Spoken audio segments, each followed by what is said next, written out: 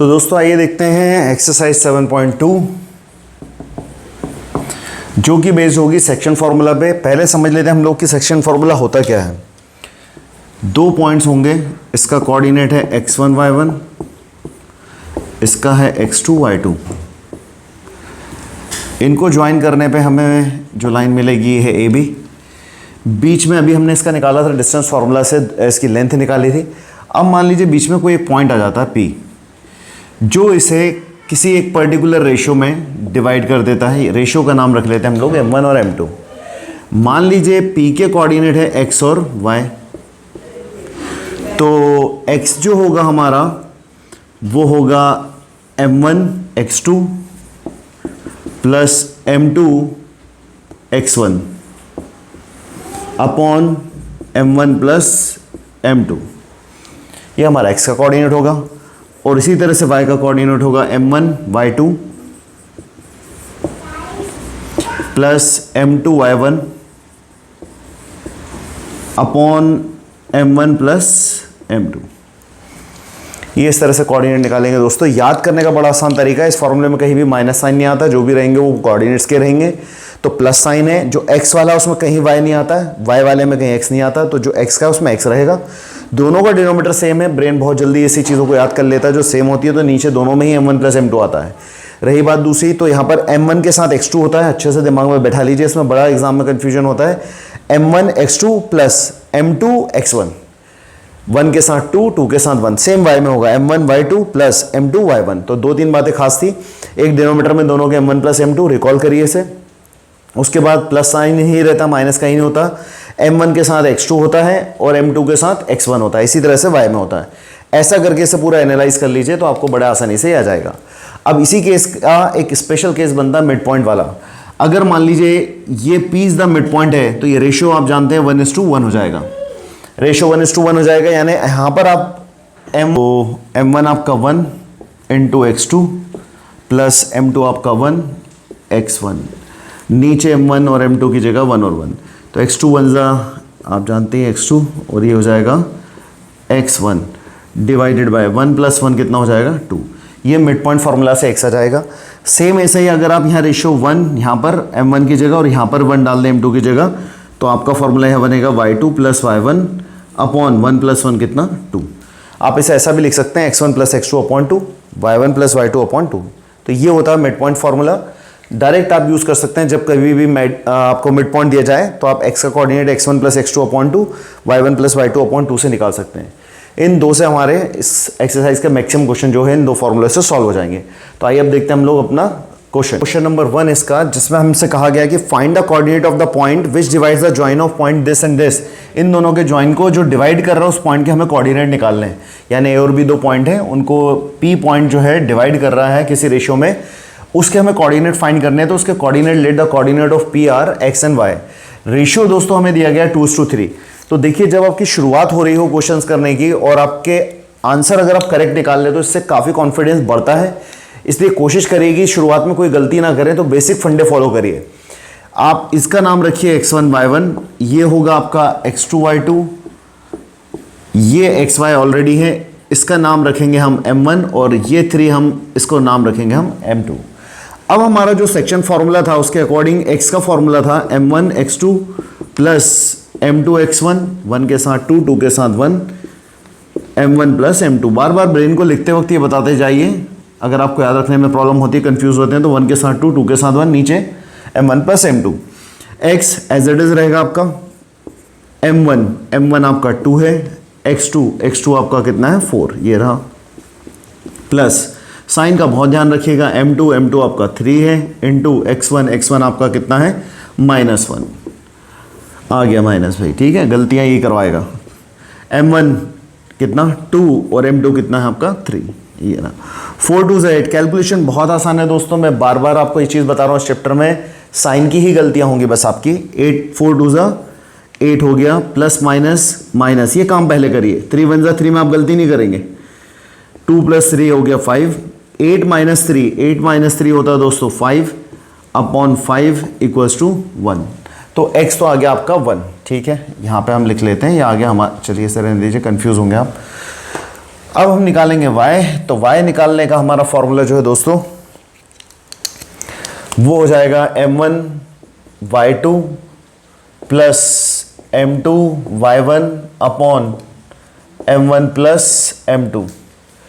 m1 देखिएगा m1 कितना है 2, लिख दिया 2, y2 कितना है, इसमें कई सारी चीज़ें हैं तो कंफ्यूजन हो जाता है कई बार एग्जाम में करते करते, जल्दबाजी में, आपका समय कम है तो आप खुद को नॉर्मल अपनी जो स्पीड उससे आगे पुश कर रहे हैं तो वहाँ पे ब्रेन हैंड कोऑर्डिनेशन गड़बड़ा जाता है और एक छोटी सी गलती से पूरा क्वेश्चन चला जाएगा।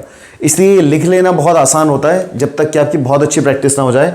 m1 हो गया हमारा कितना 2, उसके साथ है y2 तो सब लिखा हुआ, बस उसके ऊपर का कॉपी करना है, -3 प्लस का साइन m2 हमारा कितना आ गया 3 और y1 हमारे पास है कितना 7, नीचे m1 प्लस m2 यानी 2 प्लस 3। अब 3 2 ज़ा 6 होगा साइन, लेकिन ध्यान रखिएगा माइनस का, उसे मत छोड़िए। 7 3 ज़ा 21, ये आ गया, नीचे 2 और 3 हो गया 5। 21 माइनस 6 होता है दोस्तों 15 अपॉन 5 आ गया कितना 3। देयरफॉर द कोऑर्डिनेट्स आर, जो पॉइंट P है उसके कोऑर्डिनेट्स हैं, x की वैल्यू आई है 1 और y की वैल्यू आई है 3। तो ये उसका आंसर हो गया दोस्तों। आप देख सकते हैं बहुत आसान क्वेश्चन है, बस गलतियां ये इधर उधर वालों में आपकी मिस्टेक होने वाली है। और साइन की गलती करेंगे तो अपन पहले से ही ब्रेन को समझा के रख लीजिए कि इस पे सबसे ज़्यादा ध्यान देना। डिजिट्स में गलतियां नहीं होनी, 3 2 6 में गलती नहीं करेंगे आप, साइन छोड़ दिया साइन में गलती हो जाएगी, ठीक है। और इसमें और भी कॉम्प्लिकेटेड क्वेश्चन है, तो पहला है तो थोड़ा और साइन की पेचीदगियाँ आएंगी तो वहाँ अपन को संभालना है, तो ध्यान रखिए साइन पहले सॉल्व करिए। नेक्स्ट क्वेश्चन देखते हैं। नंबर 2 को हम करेंगे क्वेश्चन नंबर 9 के साथ। आपको फ़ायदा मिलेगा, एक जैसे कॉन्सेप्ट है मिलते जुलते हैं तो समझने में कि ट्राइसेक्ट और 4 इक्वल पार्ट्स में हमारा क्या फ़र्क होता है।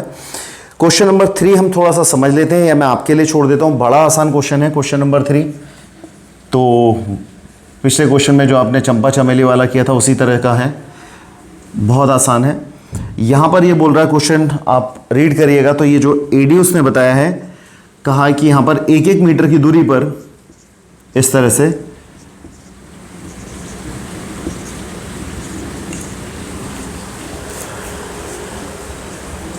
चॉक पाउडर से मार्क किया गया और फ्लावर पॉट्स रखे हुए हैं 1-1 मीटर की दूरी पर। यहां पर भी इसी तरह से कोऑर्डिनेट्स आपको लाइन x एक्सिस के ऊपर मिल जाएगी।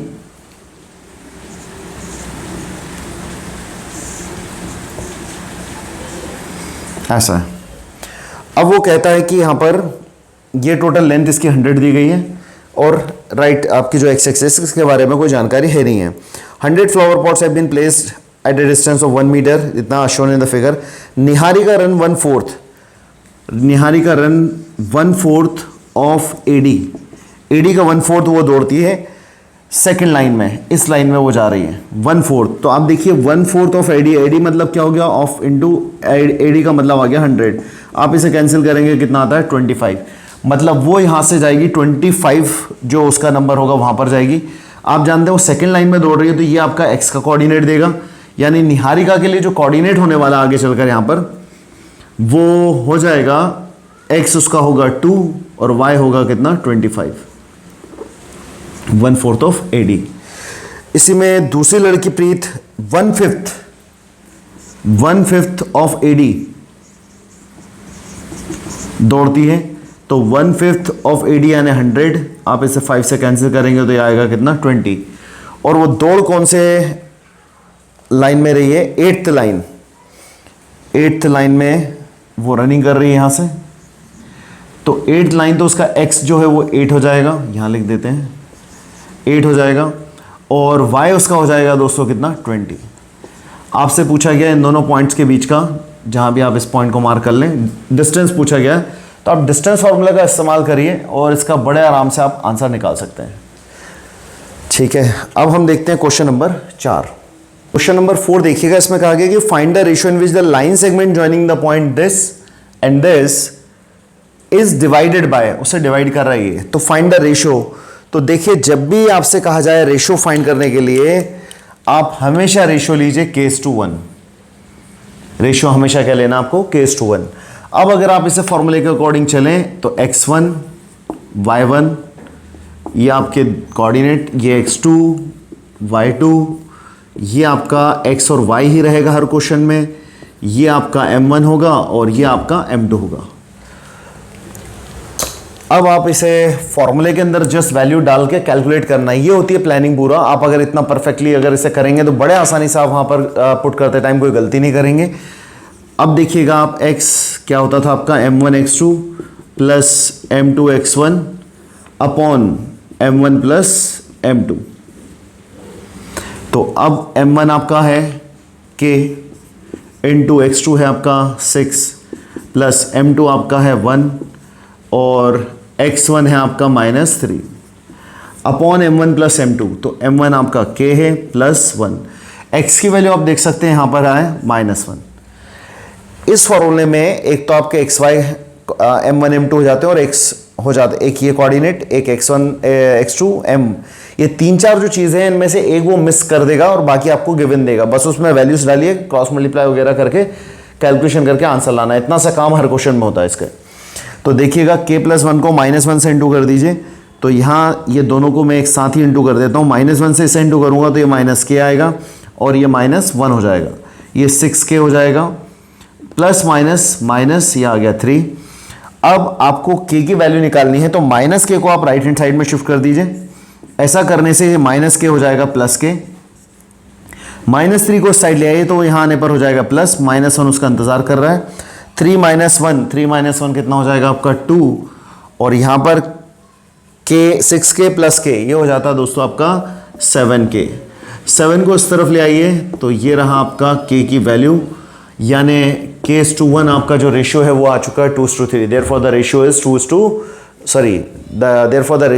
2:7।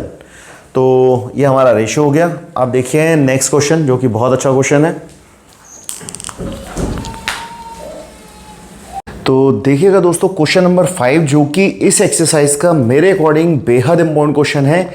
यानी कि 2 बेहतरीन क्वेश्चन अगर आप यहाँ से चुने या 3 क्वेश्चन चुने तो उनमें ये नंबर 1 पर होगा। इसमें कहा गया कि find a ratio in which the line segment joining these 2 point -1 और -5 और -4 और 5 इन दोनों को ज्वाइन करें is divided by x axis. Find the ratio in which the line joining these 2 points is divided by the x axis. x axis इन्हें किस ratio में cut कर रही है आपको निकालना है। और also find the coordinate of the point of division, यानी मान लीजिए ये पॉइंट P है तो इसके कोऑर्डिनेट्स भी हमें निकालने हैं। अब ये जो पॉइंट P है AB को तो डिवाइड कर ही रहा, लेकिन ये पॉइंट P लाई कर रहा किस पर, x एक्सिस पर। तो x एक्सिस के कोऑर्डिनेट्स आप अच्छे से जानते हैं कि y हमेशा वहां पर क्या होता है 0। आपको याद करवाया गया था क्लास में, x एक्सिस पे y 0, y एक्सिस पे x 0, x के इलाके में y की दादागिरी 0, y के इलाके में x की दादागिरी 0। अब यहां आपका रेशियो उसने कहा था फाइंड द रेशियो, तो हम बात कर चुके हैं कि जब भी रेशियो आपको पूछा जाएगा आप हमेशा कह लेंगे k:1। तो अब अगर हम करें तो ये m1 हो गया हमारा, ये m2 हो गया। हमारी स्ट्रेटेजी के अकॉर्डिंग चले तो x1 y1 हम इसे नाम दे रहे हैं तब से, और x2 y2 इसे नाम दे रहे हैं। कॉमा में बीच में लगा नहीं रहा हूं जिससे कंफ्यूजन ना हो आपको देखने में। ये हमारे x और y होते हैं जिन्हें कि मैं इस तरह से लिख देता हूं x और y। तो हम अगर हमारे फॉर्मूले की तरह के हिसाब से चलें तो x हमारा जो होता है वो होता है m1 x2 plus m2 x1 upon m1 plus m2। अब इसमें हम वैल्यूज पुट कर देते हैं। हमारा x क्या है, x ही है, रहने दें ऐसा। m1 देखिए कितना है k, x2 कितना है -4 प्लस m2 कितना है दोस्तों, m2 है 1 और x1 कितना है 1। ये आ गया नीचे m1 प्लस m2, यहाँ वैल्यू डाल देंगे तो वो होगा k प्लस 1। अब आप इसे सॉल्व कर लीजिए तो कोई आपको यहाँ से वैल्यू मिलने वाली नहीं है क्योंकि 2 वेरिएबल्स हैं k और x। तो इंटू करने पे -4k आएगा, ये 1 होगा और नीचे आएगा k प्लस 1। तो आपको इसे यहीं छोड़ना पड़ेगा, इक्वेशन 1 डाल देते हैं क्योंकि यहाँ से कोई वैल्यू निकलेगी नहीं। अब हम चलते हैं y के कोऑर्डिनेट्स लेने के लिए। तो y के कोऑर्डिनेट्स हम लेते हैं m1 y2 plus m2 y1 upon m1 plus m2। ये हो गया। याद रखिए y के फॉर्मूले में फॉर्मूला याद करने रखने का बार बार आपको तरीका बता रहा हूँ कि y के जो फॉर्मूला होगा उसमें x नहीं आता, नीचे m1 प्लस m2, 1 के साथ 2, m1 y2 plus m2 y1 उल्टा, ठीक है। चलिए तो m1 हमारा है k, हम वैल्यू पुट कर देते हैं। सबसे जो काम की चीज़ हमारी y की वैल्यू जो है वो कितनी है यहाँ पर 0 है। तो m1 जो है हमारा k हो गया, ये रहा k, y2 कितना हमारा 5 ये रहा, प्लस m2 कितना है हमारे पास, m2 है 1 और y1 हमारा है -5 ये रहा, अपॉन m1 प्लस m2 यानी k प्लस 1। यहीं से हमारा आंसर बनेगा। k प्लस 1 को आप 0 से इंटू कर दीजिए, 0 से कोई भी वैल्यू इंटू होगी आप जानते हैं वो क्या होने वाली है, 0। तो ये रहा, यहाँ मल्टीप्लाई करेंगे तो 5k प्लस माइनस -5। अब ये तो हो गया हमारा 0, यहाँ आ गया 5k -5, -5 को साइड ले आइए, 5k 5 से उसे डिवाइड कर दीजिए तो आप यहाँ देखेंगे कि k की वैल्यू जो है वो आ रही है कितनी, 1। अब पुट दिस वैल्यू, मैं यहीं लिख देता हूं, put this value in equation first, we get, आगे लिख सकते हैं आप। तो देखिए x ये रहा इक्वल्स टू -4k था, k हमारा 1 आ गया, ये रहा 1 और नीचे k प्लस 1 है यानी k की वैल्यू 1 आपने यहाँ पुट की है, k की वैल्यू 1 डाल दी है ये रहा, और यहाँ पर नीचे भी k की वैल्यू 1 डाल दी है। अब -4 इंटू 1 हो जाएगा आपका -4 plus 1 upon 1 plus 1 2, plus minus minus ये मंत्र हमेशा मारते रहिए, याद रखिए साइन की ही गलतियाँ होती हैं, उसी पर ध्यान दीजिए। -3 अपॉन कितना 2, तो दोस्तों हमारा जो कोऑर्डिनेट है x का आ गया -3 अपॉन 2। तो इस क्वेश्चन को ध्यान से देखिएगा, ये बहुत अच्छा क्वेश्चन माना जाता है, आने कई बार रिपीट भी हुआ, इसकी फ्रिक्वेंसी बहुत ज़्यादा है। टेस्ट हो आपके मंथली या फिर आपके हाफ ईयरली हो, फाइनल एग्जाम्स हो, कई बार ऐसा पूछा गया है इस पैटर्न के क्वेश्चन यानी कि।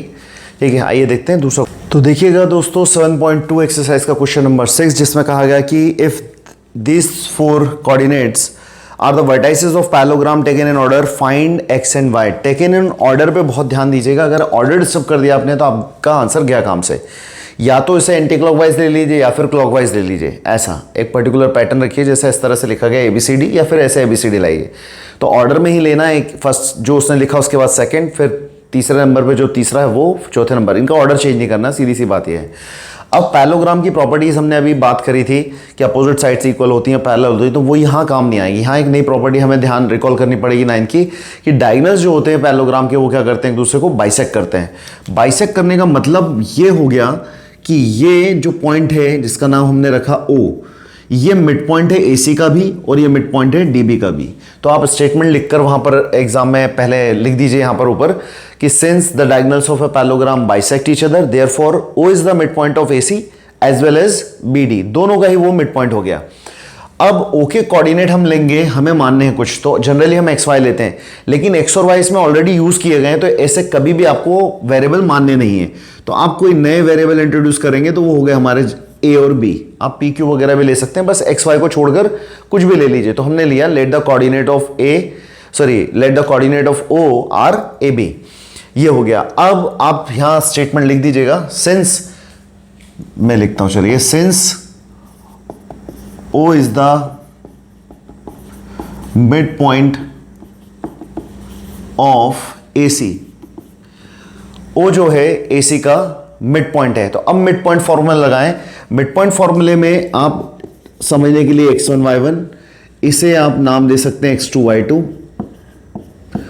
और ये आपके होंगे x और y अकॉर्डिंग टू फॉर्मूला। ठीक है दोस्तों, तो हमारा मिड पॉइंट फॉर्मूला होता है x equals to x1 plus x2 upon 2, ये हमने शुरू में बात की थी इसकी। ठीक है दोस्तों, x हमारा कितना है, a है, रख दीजिए a, x1 कितना है हमारा 1 और x2 कितना है हमारा, x2 x है अपॉन 2। यहाँ से कोई वैल्यू आपको नहीं मिलेगी, दो वेरिएबल है एक ही इक्वेशन में, तो इक्वेशन 1 डाल दिया। अब y जो होता हमारा वो होता है y1 plus y2 upon 2। y देखिए कितना हमारा, y जो है ये कितना हमारा b, ये रहा। y1 देखिएगा, y1 कितना है 2 और y2 कितना है हमारा 6 अपॉन 2।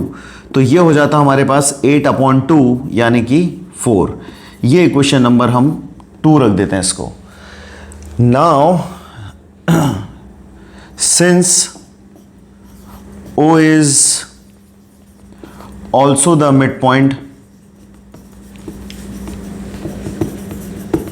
of BD, BD का भी वो मिड पॉइंट है, तो यहाँ पर भी मिड पॉइंट फॉर्मूला लगा लें, इसी का इस्तेमाल करेंगे आप। तो आप डायरेक्ट, मैं आपके लिए अब फॉर्मूला यहाँ पर लिख दिया, तो डायरेक्ट अपन वैल्यूज पुट कर देते हैं उसमें, एक्स और वाई वाला यही फॉर्मूला लगेगा सेम।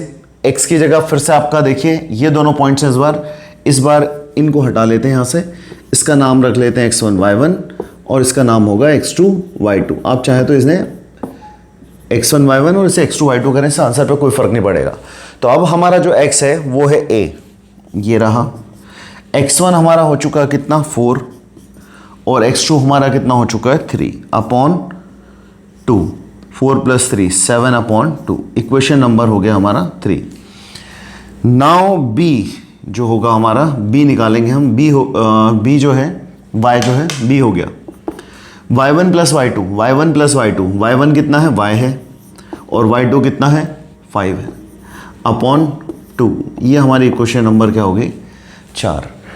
तो अब ये ऐसे क्वेश्चन में 4 इक्वेशन बनती हैं जिसमें आप देखें तो a और a वाले को आप इक्वेट कर सकते हैं, यानी कि आप लिखेंगे फ्रॉम फर्स्ट एंड थर्ड। तो फर्स्ट और थर्ड इक्वेशन में दोस्तों आप देख सकते हैं कि इनका LHS LHS इक्वल है, तो RHS RHS भी क्या होगा इक्वल होगा, यानी इसका RHS है 1 + x अपॉन 2 इक्वल्स टू यहाँ का RHS है 7 अपॉन 2। आप चाहे तो ये 2 ऊपर लाइए और फिर काट दीजिए, और चाहे तो नीचे ही आप कैंसिल कर सकते हैं। 1 को आप उस साइड ले जाएंगे तो ये x हो जाएगा 7 - 1 यानी कितना 6। ये आपका x आ चुका है जो कि 6 है। अब आप लिखेंगे from second and fourth equation. तो सेकंड इक्वेशन आप देखें ये रहा और फोर्थ इक्वेशन आपका ये रहा। इन दोनों में आप देखें LHS LHS इक्वल है तो इनका RHS RHS इक्वल होगा। तो इसका RHS है 4 और यहाँ पर RHS है कितना y + 5 अपॉन 2। 2 से इसे इंटू कर लीजिए, कितना हो गया 8। कॉन्सेंट्रेट करके रखिएगा, ध्यान पढ़ने में ध्यान सबसे ज़रूरी चीज़ है, याद रखिएगा। जिसका ध्यान अच्छा होता है उसकी एग्ज़ाम में, टेस्ट में, हर जगह पे परफॉर्मेंस अच्छी होती है। पढ़ाई के अलावा भी बाकी एक्टिविटीज़ दे लीजिए, कॉन्सेंट्रेशन जिसका बेटर है वो बहुत अच्छा परफॉर्मर बनता है। 8 - 5 = y, और ये अभ्यास से आता है दोस्तों, अच्छा कॉन्सेंट्रेशन प्रैक्टिस से आता है। 8 - 5 आप लिख सकते हैं कितना हो जाएगा आपका, मैं यहाँ लिखता हूँ उसे 3। तो आप देख सकते हैं x और y की वैल्यू हमें मिल चुकी है। x हमारा 6 है और y हमारा कितना है 3। तो ये बेहद इंपॉर्टेंट क्वेश्चन है, ये आप दूसरा एक्सरसाइज का सबसे अच्छा क्वेश्चन मान सकते हैं। डायगोनल जो है वो बाइसेक्ट करते हैं, कौन से फिर से समझ लीजिए, डायगोनल बाइसेक्ट करते हैं। Therefore O is the mid point of AC as well as BD। तो उसके कोऑर्डिनेट्स हमें लेने हैं, कोऑर्डिनेट्स हमें x और y लेंगे, x y के अलावा लेंगे क्योंकि x y ऑलरेडी क्वेश्चन का हिस्सा है। तो आपने AB माना, अब आपने मिड पॉइंट फॉर्मूला लगाया AO में, O is the mid point of AC, mid point formula लगाया और उससे आपकी 2 इक्वेशन बन जाएंगी। फिर आपने मिड पॉइंट फार्मूला किस में लगाया BD में, यहाँ से भी आपको 2 इक्वेशन बन जाएंगी। उन दो इक्वेशन यानी उन चारों इक्वेशन की खास बात होगी कि 2 के LHS में A होगा, 2 के LHS में B होगा। आप उन्हें इक्वेट कर दीजिए जैसे हमने करा फर्स्ट और थर्ड में। तो फर्स्ट में और थर्ड में दोनों में A था, इन दोनों का RHS इक्वेट करके हमें एक वैल्यू मिल गई। तो इस तरीके से करते हैं, डायग्राम से और सिचुएशन से क्वेश्चन को रिकॉल करिए। अगर आप यहाँ से रिकॉल कर पा रहे हैं कि क्या करना है तो एग्जाम में भी आप रिकॉल कर जाएंगे।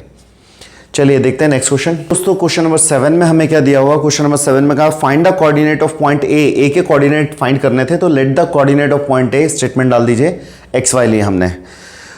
Where AB is the diameter, AB जो है वो डायमीटर है of a circle whose centre is 2 - 3 और B जो है वो हो जाएगा हमारा 1,4।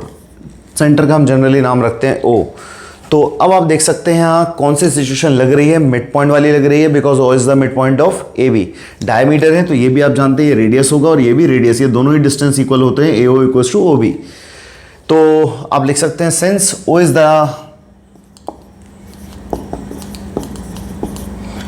द मिड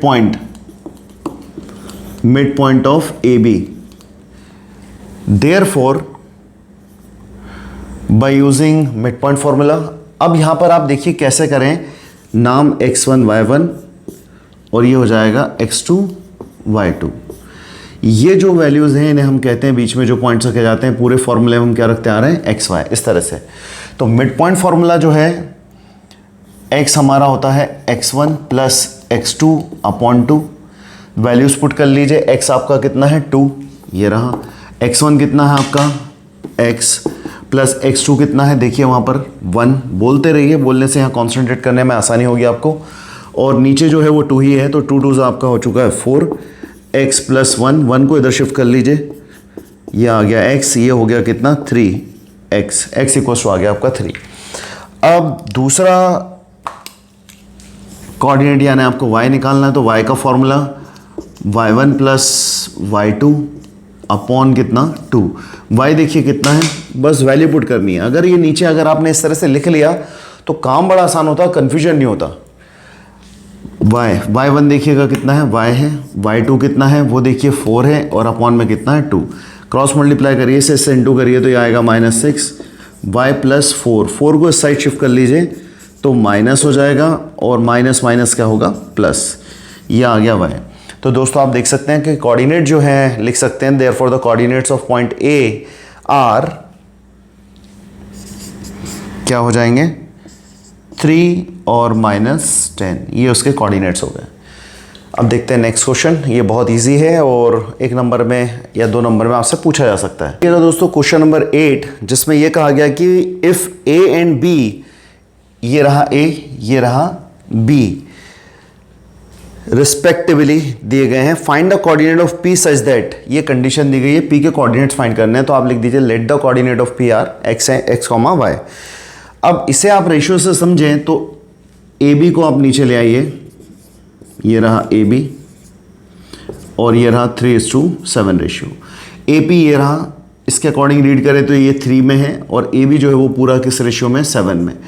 तो ये इतना 3 है और ये पूरा 7 है, तो आप जानते हैं कि ये कितना हो जाएगा 4, यानी रेशियो क्या हो जाएगा, रेशियो के हिसाब से बात करें तो 3:4 रेशियो हो जाएगा हमारा। ठीक है दोस्तों, तो यहाँ लिख देते हैं, ये हमारा 3 है और ये रेशियो हमारा क्या हो जाएगा 4।